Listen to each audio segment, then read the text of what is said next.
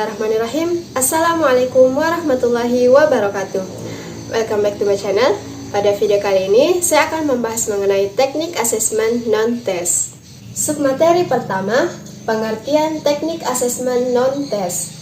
Pada video sebelumnya, saya telah membahas mengenai teknik asesmen test yang mana pada umumnya hanya mengevaluasi hasil belajar siswa dan proses berpikir atau dari aspek kognitif saja.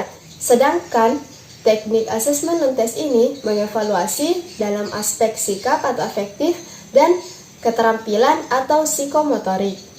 Jadi dapat disimpulkan bahwasanya teknik asesmen non-test ini merupakan bentuk penilaian atau teknik penilaian yang mengukur atau mengevaluasi pada segi afektif atau sikap dan psikomotorik atau keterampilan. Submateri kedua, jenis teknik asesmen non-test. Jenis teknik asesmen non-test ini ada beberapa, diantaranya pengamatan atau observasi, wawancara, angket atau kuesioner, dan dokumentasi. Pertama, pengamatan atau observasi. Pengamatan adalah cara mengumpulkan data dengan mengadakan pencatatan terhadap apa yang menjadi sasaran pengamatan. Contohnya pada mata pembelajaran IPA, di mana materi yang dipelajari tentang ciri-ciri tanaman. Maka siswa ditugaskan untuk mencatat ciri-ciri tanaman, seperti dari ciri-ciri akar, batang, dan daun. Di mana dalam kegiatan mencatat pengamatan ini, siswa sedang melakukan pengamatan terhadap tumbuhan tersebut. Yang kedua, wawancara atau interview. Wawancara adalah teknik pengumpulan data atau informasi tertentu yang dilaksanakan dengan kegiatan tanya jawab secara lisan. Terdapat dua jenis wawancara, yaitu wawancara terpimpin dan wawancara tidak terpimpin. Wawancara terpimpin disebut juga sebagai wawancara terstruktur, di mana dalam wawancara terstruktur ini telah dipersiapkan secara matang pertanyaan-pertanyaan yang akan diajukan kepada informan. Sebaliknya, dalam wawancara tidak terpimpin atau bebas, wawancara bebas mengemukakan pertanyaan-pertanyaan tanpa menggunakan pedoman wawancara. Bentuk wawancara bebas ini pelaksanaannya lebih mudah, namun akan mengalami kesulitan pada saat menganalisis data karena banyaknya variasi jawaban.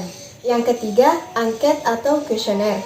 Angket hampir sama dengan wawancara terstruktur, hanya saja pada angket ini tidak perlu saling berhadapan atau face to face antara penilai dengan yang dinilai atau siswa.